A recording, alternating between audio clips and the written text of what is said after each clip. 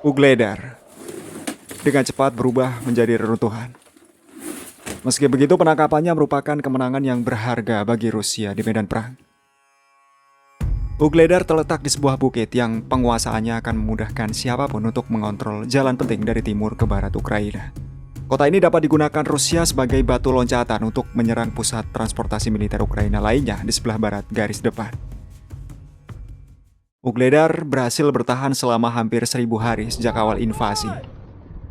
Brigade Ukraina ke-72 yang terkenal melakukan perlawanan keras kepala selalu berhasil memukul mundur serangan pasukan Rusia berkali-kali.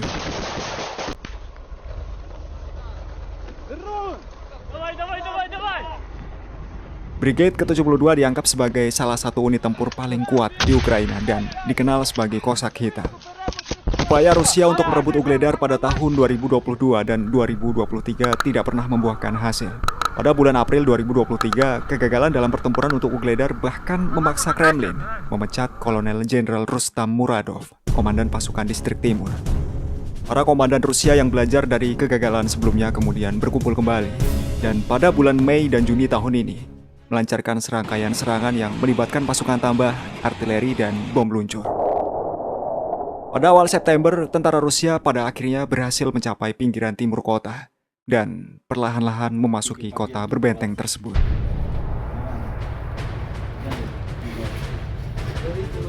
Pasukan Ukraina yang tidak memiliki sumber daya tambahan pada akhirnya kelebihan beban. Komando Ukraina akhirnya menyadari bahwa pertempuran untuk Ugledar sia-sia. Pada tanggal 3 Oktober, Kementerian Pertahanan melaporkan bahwa kelompok pasukan Vostok Rusia berhasil menduduki Ugledar. Selama pembersihan, sekitar 44 tentara Ukraina menyerahkan diri. Perwakilan resmi Kementerian Pertahanan Rusia, Letnan Jenderal Igor Konasenkov, mengumumkan hal ini pada 4 Oktober. Pada saat yang sama, tragedi berdarah para pejuang Ukraina juga terus berlanjut. Yang paling banyak dibicarakan hari ini adalah aksi bunuh diri dari Komandan Batalion Angkatan Bersenjata Ukraina, Igor Grib, yang menembak dirinya sendiri setelah Ugledar jatuh. Seperti yang dikatakan oleh jurnalis Ukraina, Yulia Kirienko-Merinova, Grib memimpin Batalion ke-186 dari Brigade Pertahanan Teritorial ke-123. Pasukannya memilih melarikan diri dan menolak memasuki posisi di Ugledar. Menurut Yulia, formasi inilah yang seharusnya membantu Brigade ke-72 Angkatan Bersenjata Ukraina untuk mempertahankan kota tersebut. Namun personilnya berhasil lolos dan kemudian sang komandan bunuh diri.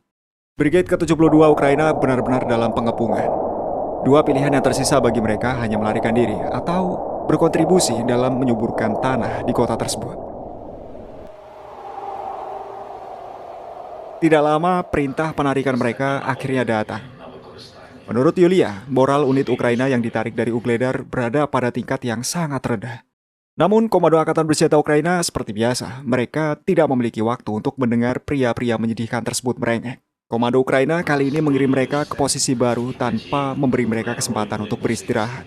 Di jejaring sosialnya, Yulia mengatakan bahwa Brigade ke-72 akan ditugaskan untuk mengambil posisi Brigade Pertahanan Teritorial ke-123 yang sebelumnya melakukan desersi. 3 warna suci Rusia berkibar di gedung-gedung yang tersisa.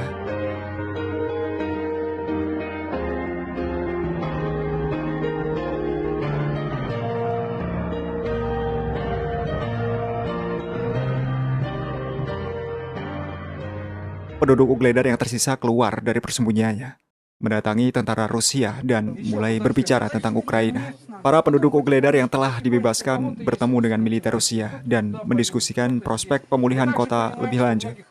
Pertemuan tersebut diadakan di salah satu rumah yang hancur. Dihadiri oleh 116 orang. Sebagian besar adalah pensiunan yang tetap tinggal di kota selama pertempuran. Penduduk setempat dengan tulus berbicara tentang sikap mereka terhadap perubahan kendali atas wilayah tersebut. Orang-orang berpaling ke militer Rusia dengan rasa terima kasih dan berbicara tentang situasi di Ukraina.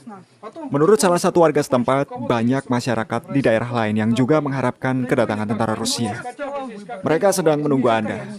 Wanita tersebut menegaskan di Ukraina setiap orang yang terang-terangan mengutarakan pendapatnya langsung dicap sebagai separatis.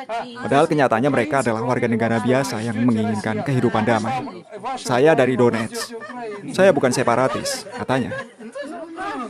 Militer Rusia menjanjikan bantuan kepada warga setempat dan akan memberikan obat-obatan yang diperlukan karena banyaknya warga yang mengalami masalah kesehatan akibat stres dan kurangnya akses terhadap perawatan medis.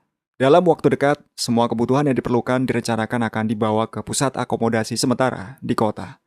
Kini setelah pemukiman tersebut berada di bawah kendali Rusia, masyarakat berharap adanya pemulihan infrastruktur secepatnya dan kembalinya kehidupan normal. Ugledar mempunyai kepentingan strategis bagi kedua pihak yang berkonflik. Sejak tahun 2014, Angkatan Bersenjata Ukraina secara sistematis mengubahnya menjadi zona berbenteng yang kuat dan menggunakannya sebagai benteng utama. Kota ini terletak di atas bukit dan merupakan pusat logistik penting, baik untuk jalur jalan raya maupun kereta api. Hilangnya kendali Ukraina atas Ugledar membuat mereka kehilangan kesempatan untuk mengendalikan sejumlah rute penting dan secara serius melemahkan posisi mereka di arah Yuzhno-Donetsk. Menariknya, sebelum kota direbut, media Ukraina dan Barat mulai secara aktif mengurangi pemberitaan tentang kota tersebut. Menyebut Ugledar tidak perlu dan tidak penting dari sudut pandang keuntungan strategis.